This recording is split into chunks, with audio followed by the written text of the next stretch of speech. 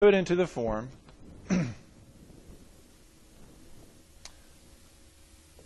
one over n to a p power. So that's where the p comes from. The p is the power. P for power. Make sense?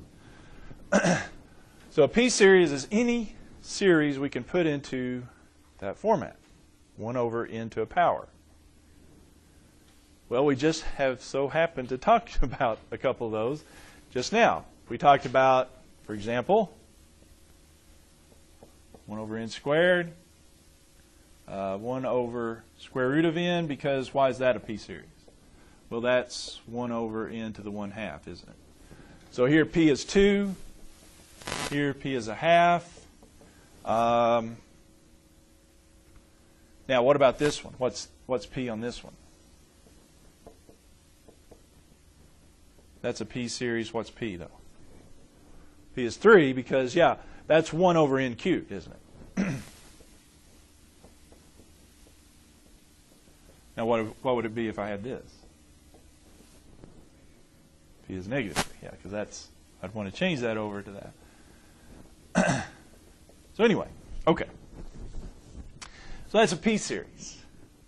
P series are going to be our friends because we know a lot about p series.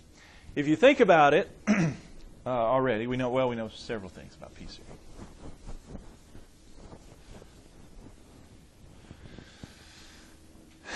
We had this one was our first one today we talked about on this section. And that p series p equals 2 was convergent or not? What was p 1 over n squared? Was that convergent? Yes, it was convergent. Whereas we had this p series square root of n, where p was 1/2, was divergent. And let me mention one other. We haven't talked about it today, but we have done one other p series before. We didn't call it a p series. But we have talked about that one, haven't we? That one we did last time. We called it harmonic series instead of a p series, but it's also a p series, isn't it? P would be equal to 1. And what about the harmonic? Divergent. I mention all that because, and then we saw that certainly some others that we could talk about, but are you with me here? The n power, the p of 1, is kind of the dividing point here because once we get past 1, we just did the squared one, but I think you're probably with me on this. From 1 and below, these things are going to diverge because we've got p equals 1 diverges, p equals 1/2 diverges. And if you think about it, the one I just talked about, certainly this series is going to be divergent, right? Because that's larger and larger terms. And that's p equals negative 3. So it's going to be divergent. Yeah, 1's kind of the cutoff here, isn't it? If the p of the p series is 1 or less, the p series diverges. If it's something bigger than 1, the p it's going to be convergent. We just did that one, but it'll work the same for n cubed, n to the 4th. Yeah, so here's the nice p series rule.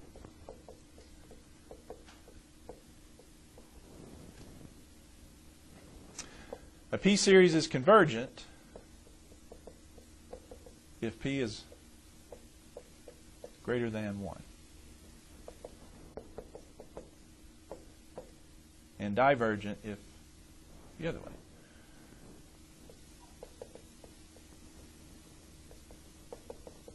It's less than or equal to 1. Pretty nice, huh? So from here on out, if we recognize something as a p series, 1 over n to p power, we know if it converges or diverges. If p is greater than 1, it converges. P is less than 1, it diverges. Less than or equal to 1. Pretty nice, huh? Okay, well, how about we try some?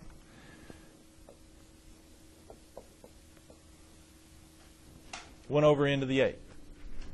Convergent or divergent?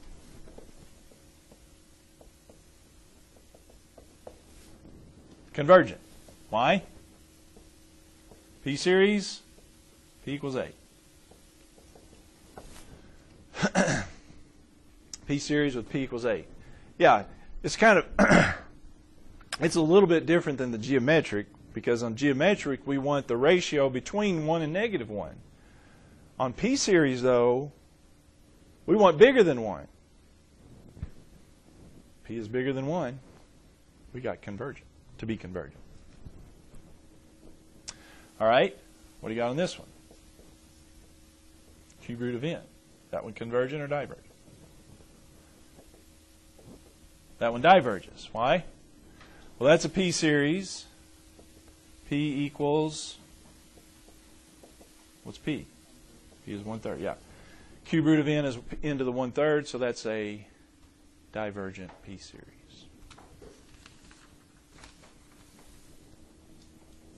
One more.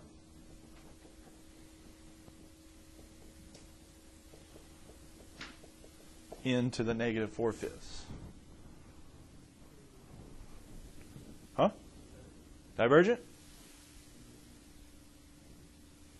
Because we got n is P is 4/5. Okay? Yeah, this is 1 over n to the 4/5. P is 4/5. So that's divergent, isn't it? Less than 1.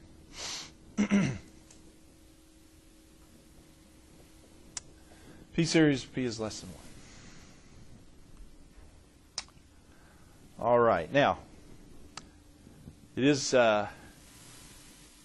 also important to recognize it going with terms written out. What is this one?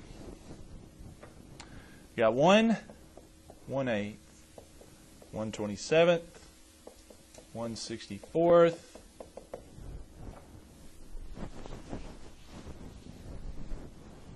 Is that one convergent or divergent?